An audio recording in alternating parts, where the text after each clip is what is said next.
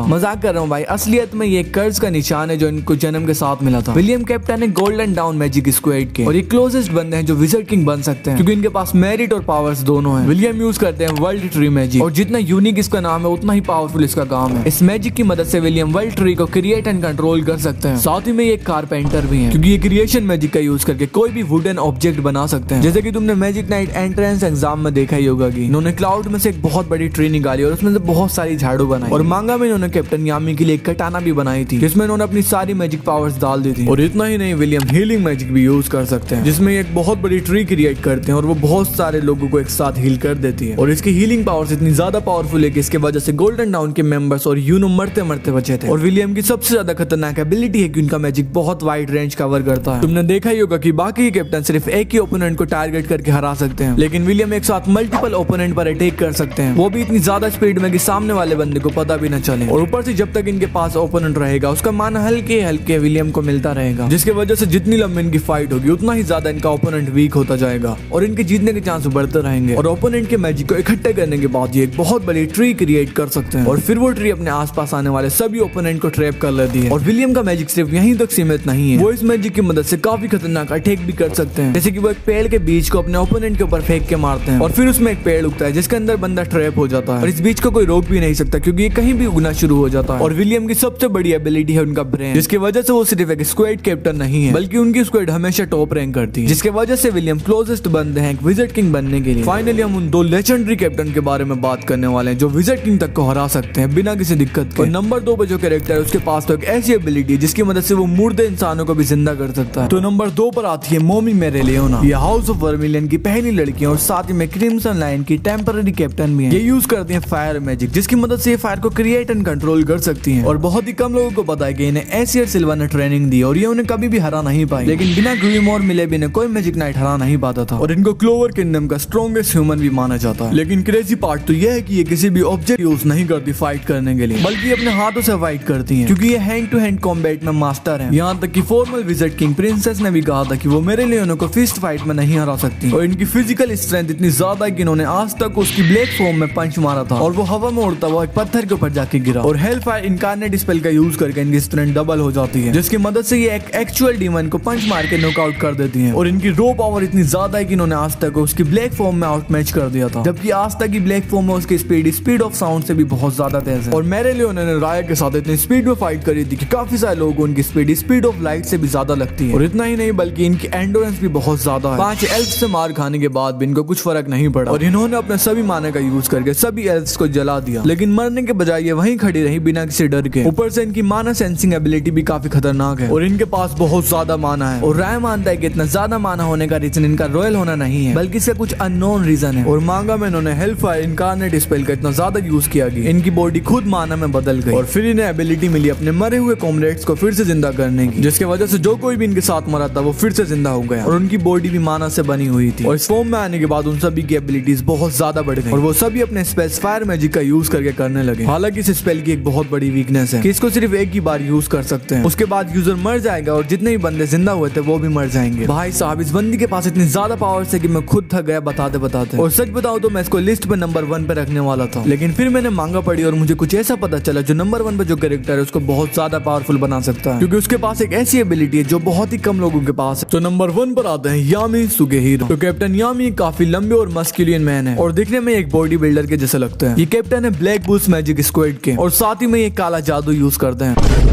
तो यामी यूज करते हैं डार्क मैजिक, जिसकी मदद से ये डार्कनेस को क्रिएट एंड कंट्रोल कर सकते हैं और ये आज तक एंटी मैजिक से थोड़ा बहुत सिमिलर है। वैसे हो सकता है कि आपको पता ना हो, लेकिन यामी सुगेहिरो क्लोवर किंगडम से नहीं है बल्कि वो एक बहुत दूर जगह से है जिसका नाम है द लैंड ऑफ सन। और यामी जिस क्लैन से है वो 2 चीजों के लिए फेमस है, पहली तो अपनी तलवारबाजी और दूसरा अपना खून खराबा। और इसलिए यामी वन ऑफ द स्किल्ड तलवारबाज है पूरे ब्लैक क्लोवर में। साथ में वो अपनी कटाना को काले जादू से कोट कर लेते हैं, जिसके बाद वो डार्क स्लैश मार सकते हैं। साथ ही में यामी की नाम की एक एबिलिटी का यूज करते हैं, जिसके वजह से इनको पावर ऑफ 6 सेंस भी मिल जाती है और ये अपने एनिमी के मूव्स को प्रेडिक्ट कर लेते हैं और बिना देखे उनके अटैक से बच सकते हैं। और इसके वजह से इनके रिफ्लेक्सेस भी बहुत ज्यादा खतरनाक हो जाते हैं। और इसका यूज करके वो आई ऑफ द मिडनाइट सन के लीडर के लाइट मैजिक के अटैक्स को ऐसे काउंटर कर रहे थे जैसे कुछ भी ना हो, जबकि आज तक के साथ क्या हुआ था। यामी की स्ट्रेंथ, स्पीड और ड्यूरेबिलिटी भी सुपर ह्यूमन लेवल से ज्यादा है, क्योंकि वो आज तक ही ब्लैक फॉर्म में उसके साथ मिलकर फाइट कर रहे थे और उसको एक हाथ मार के बहुत दूर फेंक दिया था और दांते से इतनी मार खाने के बाद भी वो खड़े हो गए थे। यामी का मैजिक सिर्फ अटैक नहीं बल्कि डिफेंस में भी बहुत खतरनाक है, क्योंकि ये ब्लैक होल नाम का एक स्पेल भी यूज करते हैं, जिसमें इनके ऊपर आने वाले सभी मैजिक स्पेल इस होल के अंदर चले जाते हैं और ब्लैक ककून स्पेल का यूज करके खुद को डार्कनेस से कवर कर लेते हैं, जिसके बाद इनके ऊपर किसी भी अटैक का असर नहीं होता। साथ ही में ये माना जोन का यूज भी कर सकते हैं और वो एक ब्लैक मून नाम का स्पेल भी यूज कर सकते हैं, जिसमें वो एक लिमिटेड एरिया में डार्कनेस को फैला देते हैं और उसके अंदर आने वाला सभी मैजिक इरेज हो जाता है। और ये स्पेल इतना खतरनाक है कि दांते का ग्रेविटी मैजिक का भी इसके अंदर कोई असर नहीं होता। मांगा में यामी नाच के साथ मिलकर भी बहुत सारे स्पेल्स यूज करते हैं और उनका सबसे फेमस स्पेल है dark cloak dimension slash equinox. इसमें वो एक इतना खतरनाक स्लैश मार देंगे सामने आने वाली सभी चीजें 2 टुकड़ों में कट जाती हैं, चाहे वो किसी का मैजिक हो या फिर डेविल हो, यहाँ तक कि दूसरे डायमेंशन तक कट जाते हैं। और इतना ही नहीं बल्कि कैप्टन यामी की क्लेन में एक फेमस ड्रग है जिसको खाने के बाद यूजर को गॉड लाइक पावर्स मिल जाती हैं, लेकिन वो अपने सेंसेस खो लेता है और यामी की बहन ने इसको खाने के बाद अपनी पूरी क्लैन को जान से मार दिया था। लेकिन जजमेंट डे पर यामी इस ड्रग को खाते हैं और पहले से बनते हैं जो इसको कंट्रोल कर पाते हैं। साथ ही में उनकी पावर्स बहुत ज्यादा बढ़ जाती हैं, जिसकी मदद से वो मॉर्गन और विज़र्ड किंग से फाइट करते हैं। और क्या होगा अगर मैं तुम्हें कहूँ कि कैप्टन यामी लाइट मैजिक भी यूज कर सकते हैं? क्योंकि मांगा में कैप्टन यामी एक लाइट डेविल के होस्ट बन चुके हैं, जिसके वजह से वो लाइट मैजिक भी यूज कर सकते हैं। और इमेजिन करो अगर वो डार्क और लाइट मैजिक को एक साथ यूज करते हैं तो वो कितना ज्यादा पावरफुल बन जाएंगे। और अगर इस वीडियो पर 100 कमेंट्स आते हैं तो मैं कैप्टन यामी की सभी फॉर्म्स को एक्सप्लेन करूंगा, from weakest to the god like, जिसमें वो डेविल होस्ट है। चैनल को सब्सक्राइब करके कमेंट में पार्ट 2 लिखो। और वीडियो के लास्ट में मैं यही कहूंगा कि ये मेरी पर्सनल रैंकिंग थी, तुम्हारी कुछ और भी हो सकती है, तो कोई लड़ाई वाली बात नहीं है। तुम अपनी लिस्ट और उसका रीजन कमेंट कर सकते हो।